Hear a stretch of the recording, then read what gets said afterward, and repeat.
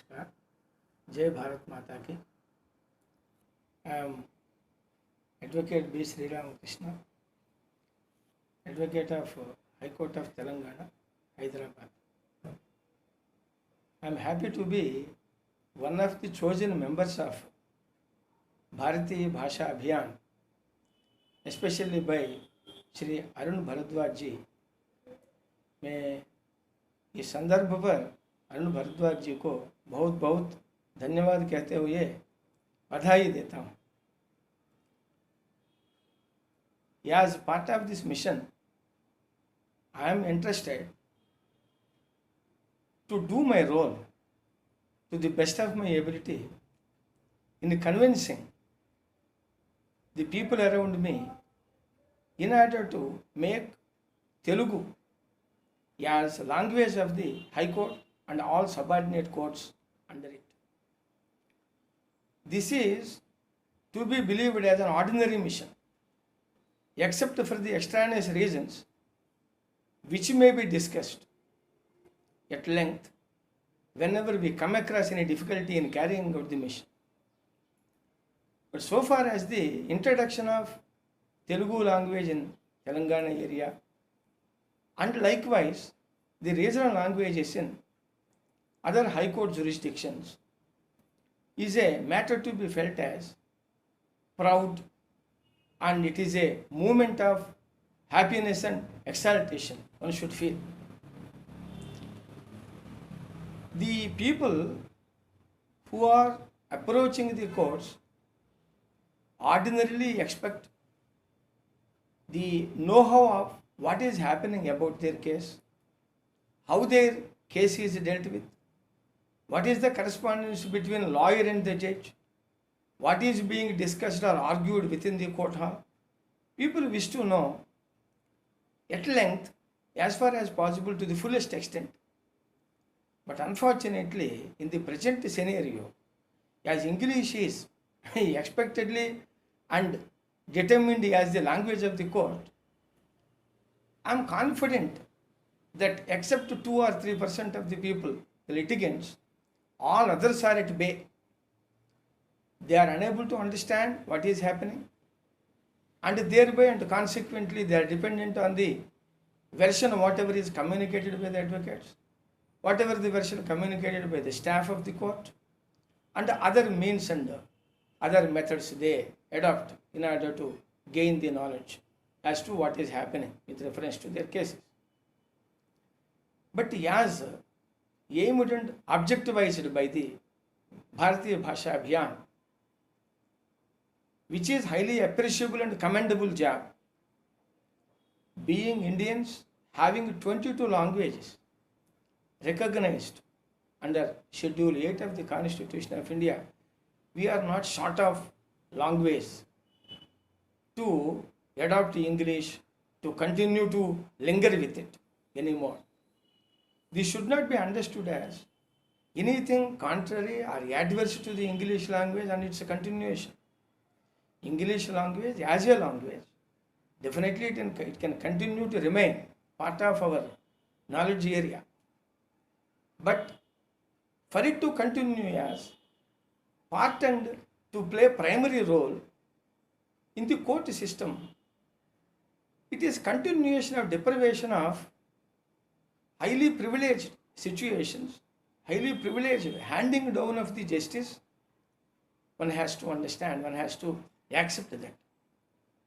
People at large anticipate not only justice delivery, but also in their own language, understanding it with pros and cons, either this way or that way, winning or losing, personally verifying, personally monitoring their own cases. So in this regard, there may be so many apprehensions. From the people's point of view, the present apprehensions are whether to approach the court or not, whether to approach the advocate or not, whether to file the case or not, because language is English. People are afraid of English, otherwise not confident of English. And avoidance is more, litigation is less, according to me. But if in the regional language, if high courts start functioning, litigation will increase. People will have no apprehensions in approaching the advocate, in approaching the court, in sitting in the court halls also, they feel very happy. They will be pursuing the matter along with the advocate. With that confidence, with that level of faith in the system, litigation will be increasing and there need not be any apprehension about reduction of cases and other things. So there will be incremental growth in the litigation also and in speedy recovery of the speedy disposal of the cases also. In a long ways, though we claim to be well versed in English, honestly we have to admit that there are limitations when we deal with the cases in English. But it is not the case with our mother tongue when we deal with it. Now, official language of the country has been Hindi right from the beginning of our commencement of Constitution of India. Similarly, other regional languages also ought to have been the official languages in the functioning of other areas other than the court functionality. So far as the constitutional provisions are concerned, almost all the provisions speak in one voice, aiming at making the court language regional, making the other wings of the government also in the regional languages, Hindi, Devanagari script. And similarly, likewise, English is to be dropped. That is the aim and objective of the constitutional provisions, most of the provisions we come across. In greater detail, when we look at certain articles, we clearly understand that the aim of the Constitution of India is to drop English and pick up Hindi and regional languages to run our governance, including the courts. Especially when we look at Article 348, the very first sub-article itself will say, in the High Court and Supreme Court, the language is English. With reference to making of acts, bills and orders by the Parliament and state legislatures, the language is English. And with reference to orders of the courts, decrees and decrees, etc., also got to be in English. This particular dictum is not unconditional, is conditional as far as possible until we are self-equipped to manage the court affairs in our own regional languages and in the Hindi language.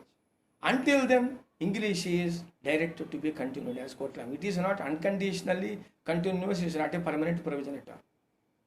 Just like Article 370 is temporary, this is also temporary provision. As 370 could be removed, this also could be eliminated and complete regional language and complete Hindi language can be introduced as court language also. For this purpose, the various sections which are required to be taken into confidence is the advocate community, the judiciary, then the public litigants and non-litigants also as well. So this is going to be the mission of the Bharatiya Shiksha, Bharatiya Bhasha Abhiyan, and according to me, this is almost all completed job. Only thing, some refined work is required to be done at state level.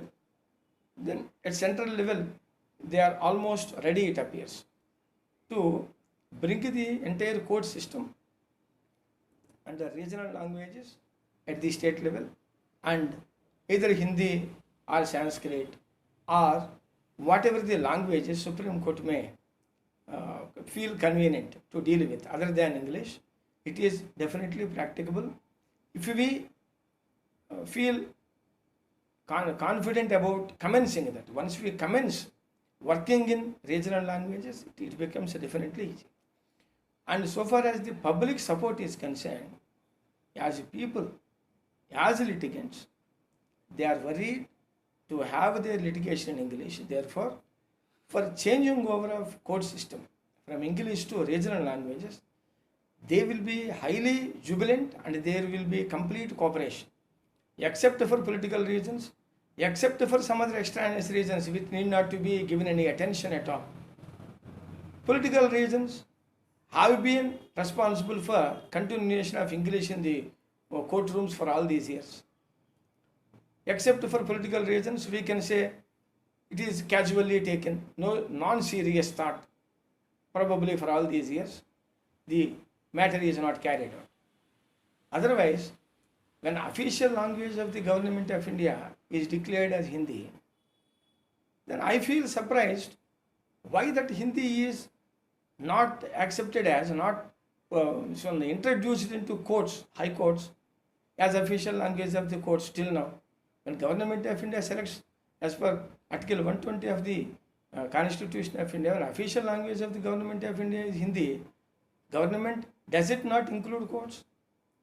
Therefore, some sort of non-seriousness is there with reference to implementation and enforcing Hindi on the High Courts and Supreme Court. That is only non-serious thought. That need not to be also said as political motivated, not required to be said. It is non-serious thought. Today, what we have to do is, we have to give a serious thought to introduce Hindi as the language in wherever Hindi is the main Matrabhasha in the Rajyas. Similarly, in the states, southern states, 4 languages are there: Telugu, Tamil, Malayalam and Kannada. There in the high courts, these languages can be introduced. Official language of the high court should be accordingly as the mother tongue of the particular state. It is possible and Constitution aims it and aimed long ago. So for this anticipation, for this aim and objective, I am fully satisfied to work with Bharatiya Bhasha Abhiyan as one of its Sadasya from Telangana state. Whatever the cooperation is required in this matter, whatever the works are required to be done, as and when directions are received from the High Command, the same will be carried out in letter and spirit with self-convinced situation, and it is beneficial to legal community, it is beneficial to litigant public, it is reasonably fair and reasonably honest activity to conduct the court activities in our own mother tongue. In Telugu, when courts run, it becomes easy for the litigant public to understand what is happening there, and the lawyer need not to brief the litigants after the court work. They will personally monitor, they will be able to know that. And without depending on the middlemen and some other sources, they can personally go through the drafts, go through the paperwork, they can understand everything, and almost except the legal intricacies, whatever will be clarified, will require to be clarified by the advocate. So far as the judgments are concerned, the Honorable Supreme Court recently commenced the translation of Supreme Court judgments in 9 languages, 9 Indian languages. The translated copies will be available in the Supreme Court website. This is a step towards implementation of the constitutional objective. Right to know. Right to know emanates from the right to expression of speech as enshrined under Article 19(1)(a) of the Constitution of India. This right to know means to know what is happening in my case, in my own language. That is also, to that extent, we have to understand. Right to Information Act 2005 is enacted, through which it became a right of the people to know with reference to governmental activities. Now, with reference to court work, they are expected to, their right extends up to their know-how in their own mother tongue, because otherwise one has to believe. You have to believe the lawyer, you have to believe the judge, you have to believe the court system. What is believing? Believing means partly suspicious. One need not to believe. When this system is brought into mother tongue, you need not to believe. You just see. You walk along with advocate, you work along with, you sit along with the judge in the courtroom. You understand on your own, because the court proceedings are in your own language. Therefore, you don't require to believe anybody. You see, you go through the draft before signing, and after signing it, as and when you pick up a doubt, you can go through the draft, you can see and verify the documents. So this is possible only when litigation work is handled in mother tongue. So for this purpose, whatever the constitutional objectives are there, they are to be achieved. At the same time, Honorable Prime Minister Shri Narendra Modi ji has recently announced Atmanirbhar Abhiyan. That is, India has to be self-reliant. Self-reliant in respect of economical self-reliance by driving all our energies, economic sources into a well-designed and well-orchestrated and organized way with all our energies. We have to become self-reliant, local to global. These are all possible when Bharatiya Bhasha Abhiyan aims at bringing the regional languages into courts and all justice delivery system in the regional languages. So this combination, Atmanirbhar, this Bharatiya Bhasha Abhiyan, both carry Abhiyan. What is the meaning of Abhiyan? When I look at it, the meaning of Abhiyan is, it is an expedition, it is an adventure, it is an engineering work, it is campaigning. So all these things, the word meaning, the word Abhiyan carries. Ours is Bharatiya Bhasha Mahabhiyan. It means more adventurous, more expeditious, more engineering tactics are involved, more engineering results are involved. Definitely, it is going to give more practically with great utilities, great useful results, with great commendable results and fruits we all receive when entire court system also switches over to work in our regional languages, in our own Matrabhasha. This is, we have to understand as Matrabhumi, Matrabhasha, then Matrudevata. These are all to be respected, and they are not less than our crowns. Crowns should be on the top of our head. We are not disrespecting English. We are not letting it down. English will continue to be useful in the employment area. We can also study.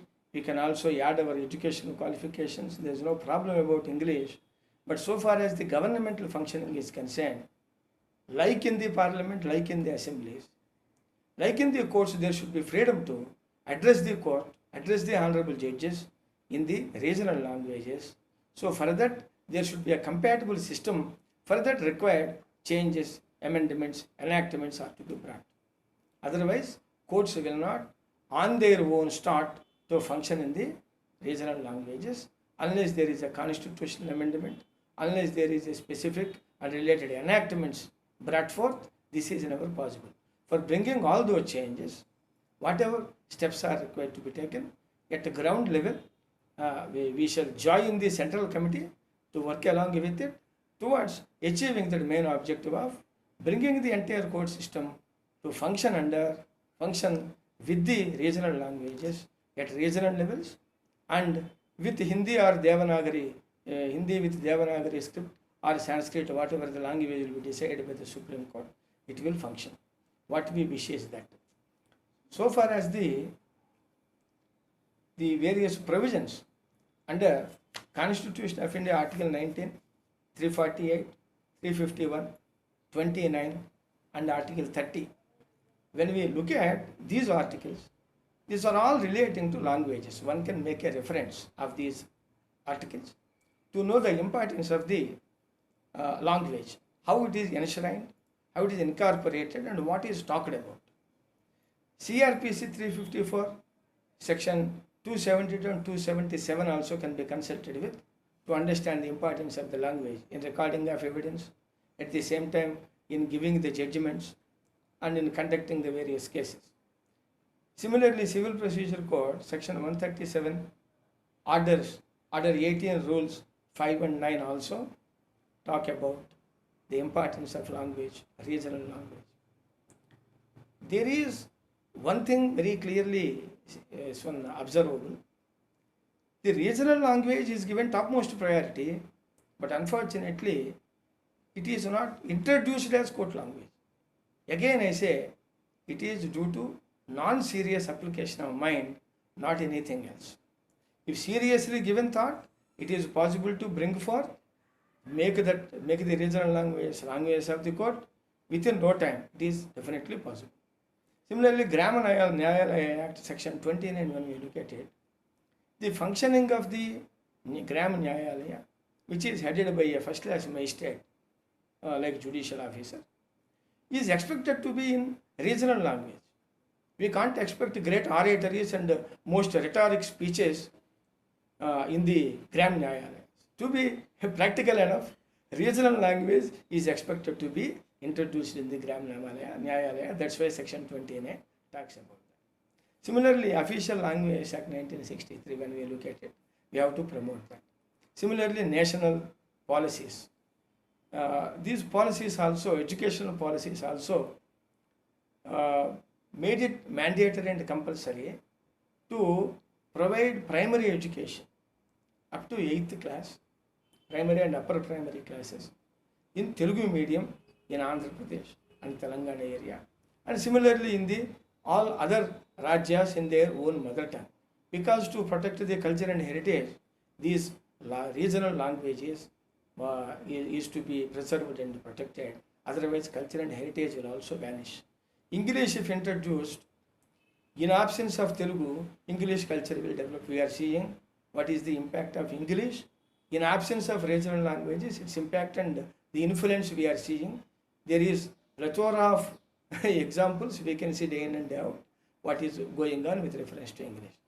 We are not against that. By protecting and preserving our regional languages, our culture and heritage, English as an additional language, as an international language, that will have its own place with reference to our employment, so encouragement, etc., globalization with global relations and all, we will maintain that.